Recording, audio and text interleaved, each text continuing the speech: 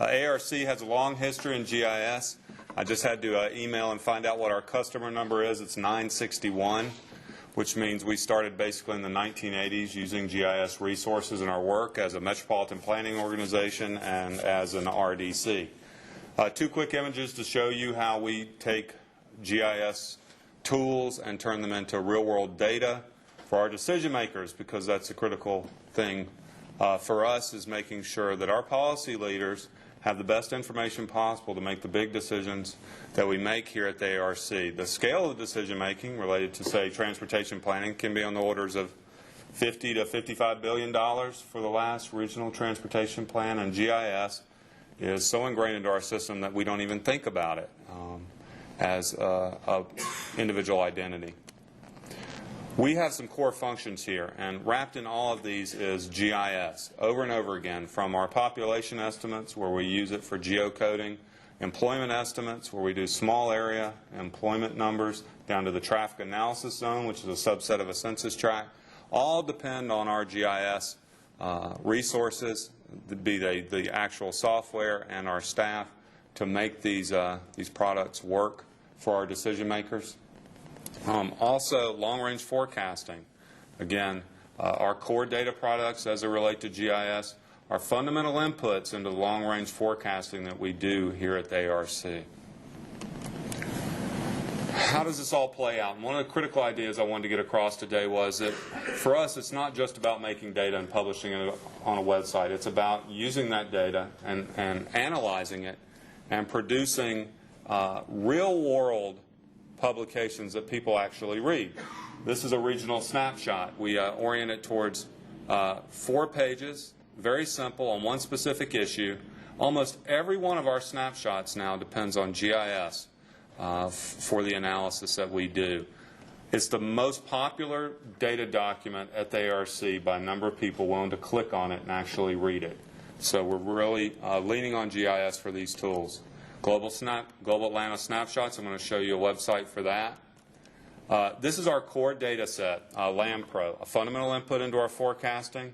We use it to do a special snapshot on land consumed in this region, given that we're always known as the sprawl capital. Photo interpretation to make it at the 20-county scale now, 10 counties more than our RDC. But again, we're leveraging those data resources for forecasting, to understand how things are changing to inform our policy decision makers. I'll give you an example of how we actually rectify that data. This is one of our favorite photographs. You can actually see I-285 going underneath the newest runway, Atlanta Hartsfield. So how do you classify that? Is it mixed use? Because you've got an interstate going over basically the runway. So what do you do with that? So that's the kind of work we do here at the ARC. And this is what it translates to. How much land do we have left in our region? That's how we leverage GIS resources. Beyond just publishing them for our local governments, we actually analyze the data into something that people can understand and use to make decisions. So you can see the change, and this is a fundamental thing for us, is how much land do we have left in the region. Wouldn't be able to do it without good GIS resources. We make maps for everything we possibly can, from ethnicity to population change. You can see on the right small area employment data, very critical for us for our forecasting, to ethnic mapping, which we have a special website for. Here's just a fun example for me. This is one of my favorite. It takes a lot of GIS work to come up with this data. This is actually travel demand model schemes reworked and applied to the TAZ to develop a VMT per capita at the traffic analysis zone level, right?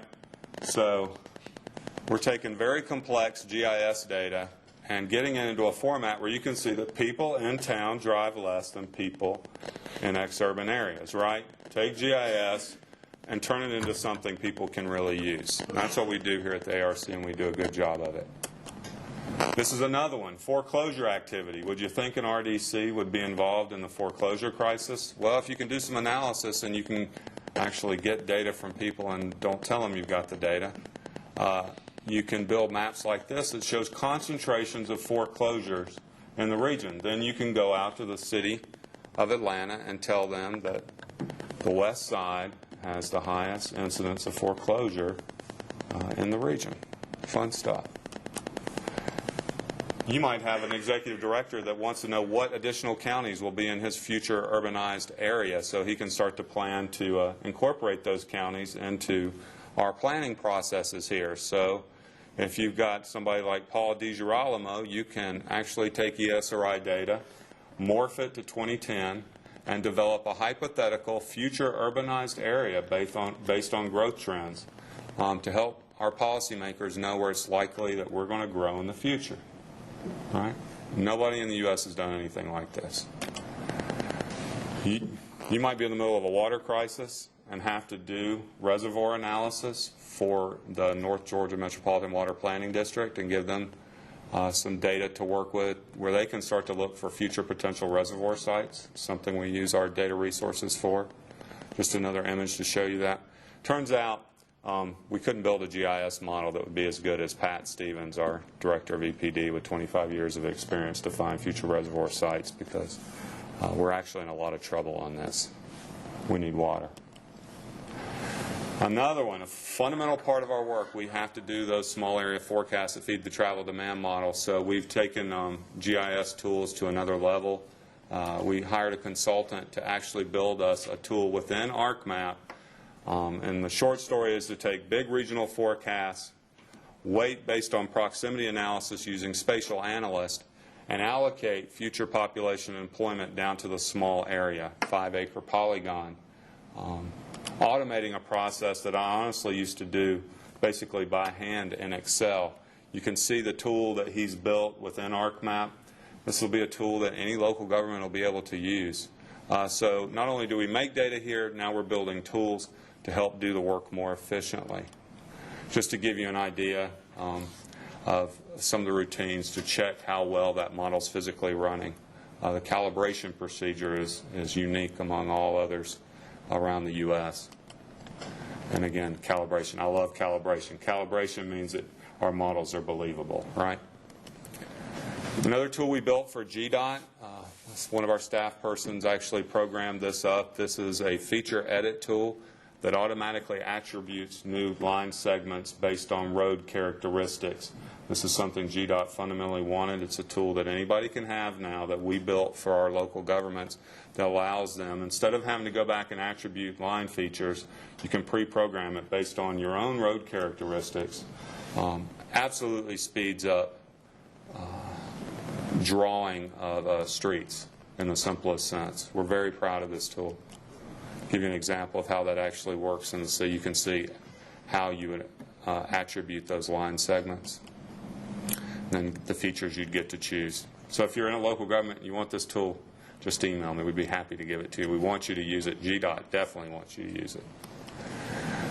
More GIS resources, probably the most complicated thing we're doing right now, which is validating an allocation routine we built with our newest model, the PECAS model, Production Exchange Consumption Allocation System model, the future of our forecasting work.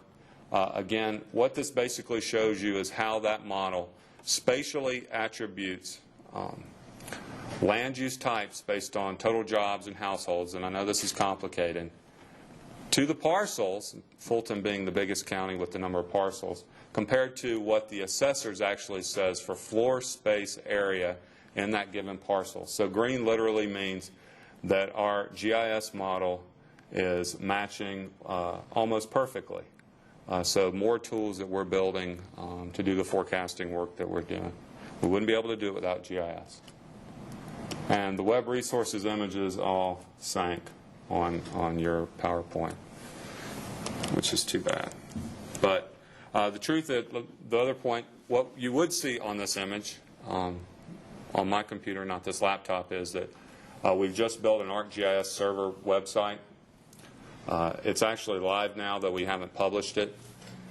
It has all, the first main website is related to the Regional Transportation Plan, where you can go, zoom in, click on an RTP project, and get all the facts about that RTP project, critical part of the ARC's planning work. We're continuing to build those web resources to support our local governments, which is a critical part of the work we do here. So with that said, thank you.